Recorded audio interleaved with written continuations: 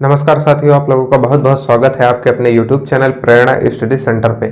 तो हम लोग क्लास 11th की एनसीईआरटी बुक को सॉल्व कर रहे थे, जिसमें समुच्चय चैप्टर का जो पहला ही चैप्टर है प्रश्नावली 1.1 के 2 क्वेश्चन हो चुके थे। तो आज बारी थी प्रश्न नंबर 3 को सॉल्व करने की। तो प्रश्न नंबर 3 की एक कटिंग स्क्रीन यहाँ पे आपको साइड में दिख रही होगी। तो कुछ उसमें वो स्क्रीन बाद में लगाई जाती है, तो आप ही को दिख रही होगी। हम लेते हैं यहाँ पे बुक का सहारा। तो क्वेश्चन नंबर 3 जो है वो क्या कह रहा है कि निम्नलिखित समुच्चय को रोस्टर रूप में लिखिए। यहाँ पे ये एक समुच्चय को उदाहरण के तौर पे लिया गया है, यानी कि जो उस सवाल का पहला पॉइंट है उसे यहाँ पे लिखा गया है। तो कह रहा है कि निम्नलिखित समुच्चय को रोस्टर रूप में लिखिए। ये गुण विधि में लिखा गया है, यानी कि समुच्चय निर्माण विधि में लिखा गया है। तो इसे हमें रोस्टर या सारणी फॉर्म में लिखना है। तो आइए फिर देखते हैं, इसी से स्टार्ट करते हैं कैसे लिखा जाता है। तो यहाँ पे देखिए x ऐसा है कि एक पूर्णांक है, और ये तो अब पूर्णांक क्या होते हैं ये सब तो जानने के लिए आपको वही इसी चैनल पे एक वीडियो है संख्या पद्धति की, उसको आपको देखना होगा। तो आप पहले उसको देख लीजिए। तो अब पूर्णांक क्या होते हैं? पूर्णांक यानी कि एक मतलब कोई भी धनात्मक या ऋणात्मक संख्या जो दशमलव में ना हो, पूरी हो, तो वही हमारा कहलाता है पूर्णांक। तो हमें पहले तो रोस्टर फॉर्म में लिखने के लिए क्या करते हैं, सभी अवयवों को एक स्थान पर लाते हैं। तो कौन कौन से अवयव हैं? तो हमें x ऐसा लेना है कि -3 से बड़ा हो और 7 से छोटा हो, साथ में पूर्णांक हो। तो क्या क्या हो सकता है? -2 हो सकता है। अब देखिए माइनस में संख्याएं यहाँ पे बड़ा कह रहा है, तो जितनी माइनस में संख्याएं छोटी होती हैं वो उतनी बड़ी मानी जाती हैं। तो यहाँ पे -3 को हम नहीं ले सकते, क्योंकि यहाँ पे बराबर का सिंबल नहीं है, 3 से बड़ी होनी चाहिए। तो 3 से बड़ी 2 ही ऐसा पूर्णांक है, बीच में कोई पूर्णांक नहीं आएगा ऐसा। उसके बाद -1 आएगा, उसके बाद 0 भी एक तरह का पूर्णांक ही होता है। उसके बाद यहाँ पे +1 आएगा, उसके बाद +2 आएगा, +3 आएगा। ये आप लोग प्लस चाहें तो ना लगाएं, क्योंकि संख्या के आगे अगर माइनस नहीं लगाए तो वो प्लस ही माना जाता है। तो यहाँ पे हम लोग डायरेक्ट भी 4, 5 और 6 लिख सकते हैं। उसके बाद यहाँ पे 7 लिखा हुआ है, 7 से कम की संख्या लेनी है पूर्णांक, तो अब 6 के बाद डायरेक्ट 7 ही ऐसा पूर्णांक आएगा, बीच में कोई पूर्णांक नहीं आएगा। तो 7 को तो हमें लेना है नहीं। तो इस तरह से पहले अवयवों को लिख लिया जाता है, उसके बाद सभी को कॉमा देके पृथक कर दिया जाता है, जो कि किया जा चुका है। अब उसके बाद इसे एक मझले ब्रैकेट में बंद कर दिया जाता है और इसका नामकरण कर दिया जाता है। तो समुच्चय ए था, ए ही इसका नाम हो जाता है। तो इस तरह से सॉल्व हो जाता है पहला पॉइंट। तो अब यहाँ पे फिर से तस्वीर आपको दिखने लगी होगी। तो अब देखते हैं दूसरा प्रश्न क्या कह रहा है। तो ए पॉइंट को सॉल्व करने के बाद हम लोग बात करते हैं दूसरी पॉइंट जो है अपनी। उसमें दिया गया है यहाँ पे कि एक समुच्चय अपना बी है, उसको यहाँ पे समुच्चय निर्माण विधि में लिखा गया है। इसको हमें रोस्टर फॉर्म में लिखना है। तो 6 से कम प्राकृतिक संख्याएं हैं ऐसा x है। तो प्राकृतिक संख्याएं कहाँ से शुरू होते हैं? 1 से। तो पहले 1 को लिखेंगे, फिर उसके बाद 2 आता है, फिर 3 आता है, फिर 4 आता है, फिर 5 आता है। तो 6 से कम ही रखना है हमें, 6 को भी नहीं लेना है, क्योंकि 6 तक जब कहा जाएगा तब हम 6 को कंसीडर करेंगे। तो यहाँ पे सभी पहले रोस्टर फॉर्म लिखने के लिए यही करते हैं कि पहले अवयवों को इकट्ठा करते हैं, फिर सभी को कॉमा के माध्यम से अलग कर लिया जाता है, और उसके बाद इन सभी को एक मझले ब्रैकेट में बंद कर दिया जाता है। तो ये हो जाता है नाम इसका बी। तो ये हो जाता है अपना, ये जो सेकंड वाला पॉइंट था, इसको रोस्टर फॉर्म में लिखने का तरीका। अब बात करते हैं सी वाले पॉइंट पे, यानी कि तीसरे पॉइंट पे एक सेट है सी।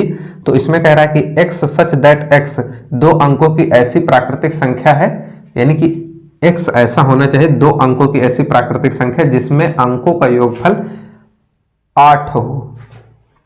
सॉरी, यहाँ पे 80 लिख दिया गया है, यहाँ पे 8 हो। तो ये कुछ इस प्रकार से कहा जा रहा है। तो देखिए टोटल पहले तो अंक पता होने चाहिए, 2 अंक ऐसे कौन कौन से हों कि जिनका योगफल 8 हो। तो देखिए हम लोग पहले ऐसे लिखते चले जाते हैं, 1 2 3 4 5 6 7 8। तो यहाँ पे अगर हम लोग 7 जोड़ दें तब ये 8 हो जाएगा, यहाँ पे 6 जोड़ दें तब ये 8 हो जाएगा, यहाँ पे ऐसे प्लस। तो अगर यहाँ पे हम लोग कितना जोड़ दें, तो यहाँ पे हम लोग 5 जोड़ दें, यहाँ पे 4 जोड़ दें, यहाँ पे 3 जोड़ दें, यहाँ पे 2 जोड़ दें, यहाँ पे 1 जोड़ दें और यहाँ पे 0 जोड़ दें। तो इस तरह से अपना अंक बन जाते हैं।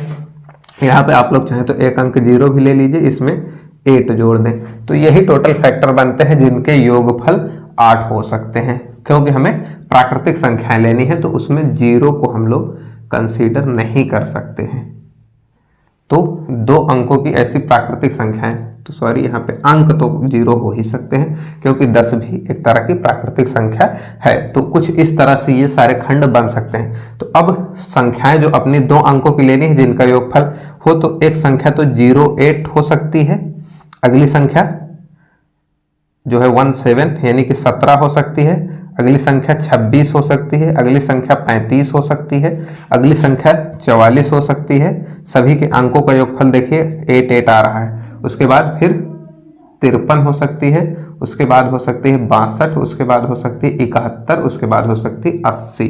तो ये हो जाती हैं अपनी इतनी संख्याएं। अब इस संख्या पे बात करते हैं, तो क्या ये 2 अंकों की एक संख्या है? तो जी नहीं, ये 2 अंकों की नहीं, ये एक ही अंक होगा क्योंकि आगे के अंक, आगे जो 0 लगे होते हैं वो काउंट नहीं किए जाते हैं। तो इसको हम लोग हटा देंगे। तो ये इतनी को कॉमा से हम लोग अलग करेंगे सभी को, और उसके बाद एक मझले ब्रैकेट में बंद करके इसका नामकरण कर देंगे। ये सी समुच्चय हो जाता है। तो इस तरह से अपने 3 पॉइंट सॉल्व हो चुके हैं। तो अब आइए इसको हटा के बात करते हैं चौथे पॉइंट पे। तो अब यहाँ पे आपको स्क्रीन पे क्वेश्चन नंबर जो अपना 3 है उसका पार्ट नंबर 4, 5 और 6 ये तीनों पार्ट दिख रहे हैं। तो भाई इस पे बात करते हैं। तो यहाँ पे आपको दिख रहा होगा कि एक सेट दिया हुआ है D, x such that x यानी कि x सभी x ऐसे हैं, x ऐसे सेट का अवयव है जिसके सभी अवयव एक अभाज्य संख्या जो संख्या 60 की भाजक है।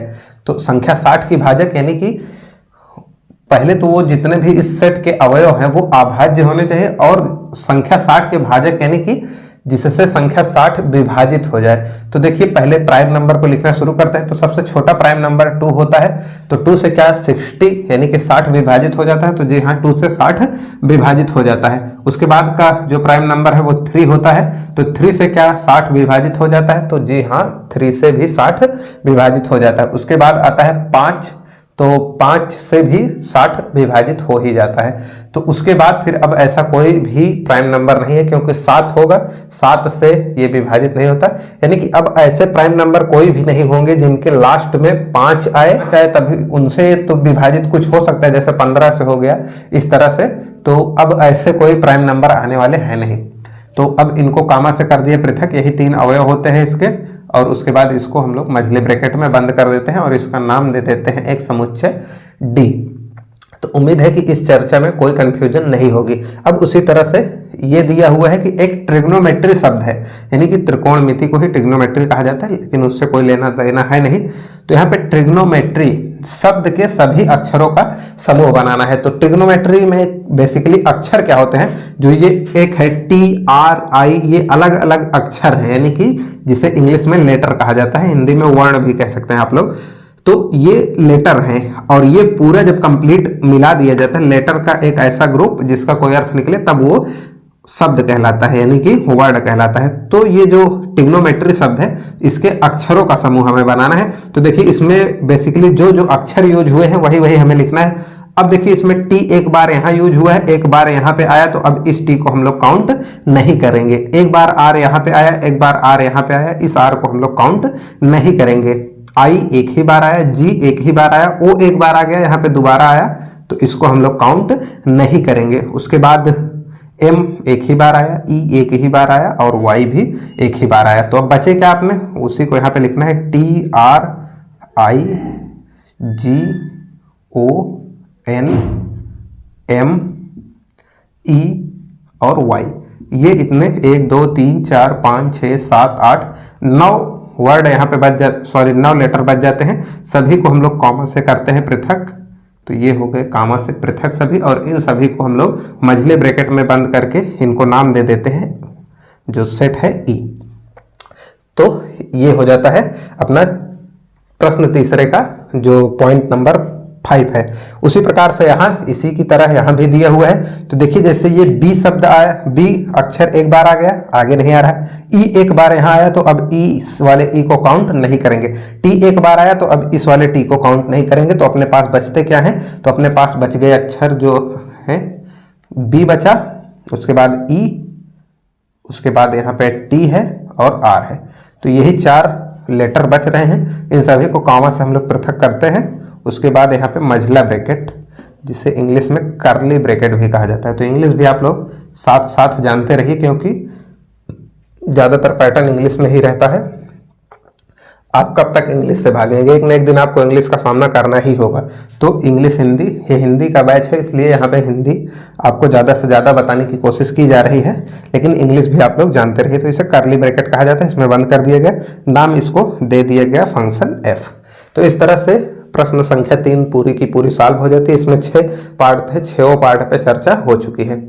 तो अब इसी का जो चौथा प्रश्न है उस पर बात करने के लिए नेक्स्ट वीडियो बनाएंगे उसका। तो इस वीडियो में इतना ही रखते हैं, मिलते हैं नेक्स्ट वीडियो में, तब तक के लिए जय हिंद।